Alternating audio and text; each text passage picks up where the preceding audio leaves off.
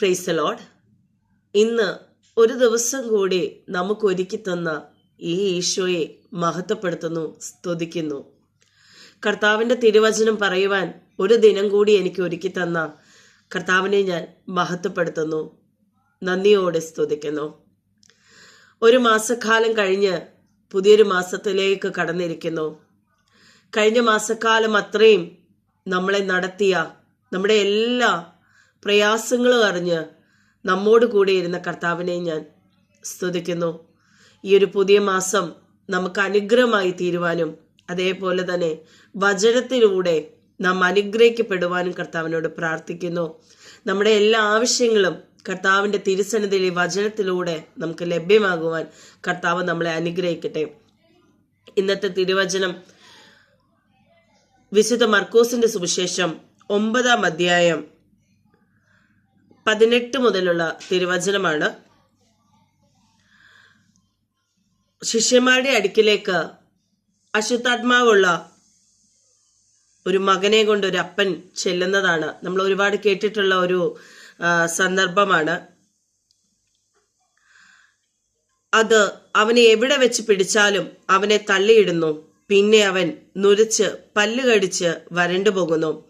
അതിനെ പുറത്താക്കേണ്ടതിന് ഞാൻ നിന്റെ ശിഷ്യന്മാരോട് പറഞ്ഞിട്ട് അവർക്ക് കഴിഞ്ഞില്ല എന്ന് ഉത്തരം പറഞ്ഞു. അവൻ അവരോട്, അവിശ്വാസമുള്ള തലമുറയെ, എത്രത്തോളം ഞാൻ നിങ്ങളോട് കൂടെ ഇരിക്കും, എത്രത്തോളം നിങ്ങളെ ഞാൻ പൊറുക്കും. അവനെ എൻ്റെ അടുക്കൽ കൊണ്ടുവരുവേനെന്ന് കർത്താവ് പറഞ്ഞു. അവനെ അവൻ്റെ അടുക്കൽ കൊണ്ടുവന്നു. അവനെ കണ്ട ഉടനെ ആത്മാവ് അവനെ ഇഴച്ചു. അവൻ നിലത്തു വീണു നുരച്ചുരുണ്ടോ. ഇത് അവന് സംഭവിച്ചിട്ട് എത്ര കാലമായി എന്ന് അവന്റെ അപ്പനോട് ചോദിച്ചവൻ ചെറുപ്പം മുതൽ തന്നെ. അതവനെ നശിപ്പിക്കേണ്ടതിന് പലപ്പോഴും തീയിലും വെള്ളത്തിലും തള്ളിയിട്ടിട്ടുണ്ട്. നിന്നാൽ വല്ലതും കഴിയുമെങ്കിൽ മനസ്സലിഞ്ഞ് ഞങ്ങളെ സഹായിക്കണമേ എന്ന് പറഞ്ഞു. യേശു അവനോട്, നിന്നാൽ കഴിയുമെങ്കിൽ എന്നോ, വിശ്വസിക്കുന്നവന് സകലം കഴിയുമെന്ന് പറഞ്ഞു. ബാലന്റെ അപ്പൻ ഉടനെ നിലവിളിച്ച്, കർത്താവെ, ഞാൻ വിശ്വസിക്കുന്നു, എന്റെ അവിശ്വാസത്തിന് സഹായിക്കണമേ എന്ന് പറഞ്ഞു. ആമേൻ. കർത്താവിന്റെ ഈ തിരുവചനത്തില് ഒരു ബാലനെ സൗഖ്യപ്പെടുത്തുന്നതാണ് നമുക്ക് കാണാൻ കഴിയുന്നത്.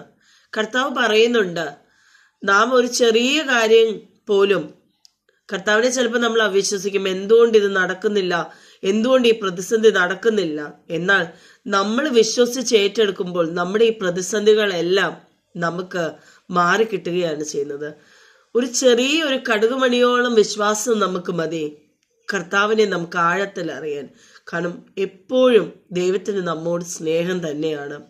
പ്രതിസന്ധികളും പ്രയാസങ്ങളും വരുന്നത് കർത്താവ് നമുക്ക് തരുന്ന സഹനം കർത്താവിനെ കൂടുതൽ സ്നേഹിക്കാനാണെന്ന് നാം മനസ്സിലാക്കണം.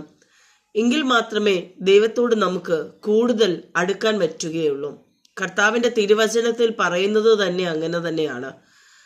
നാം കൂടുതൽ ദൈവത്തെ അറിയണം.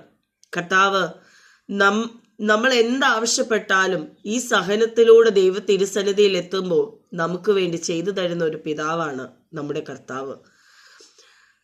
കർത്താവിനോട് നാം പ്രാർത്ഥിക്കണം ഇങ്ങനെ തന്നെ, കർത്താവെ, ഞങ്ങളെ സഹായിക്കണമേ, ഞങ്ങളോട് കനിവ് തോന്നണമേ. നമ്മുടെ കർത്താവിന് നമ്മളെ സഹായിക്കാൻ കഴിയും. നല്ലൊരു ദിവസം ദൈവം നമുക്ക് നൽകട്ടെ. എല്ലാ മഹത്വം ഈശോയ്ക്ക്. നന്ദി.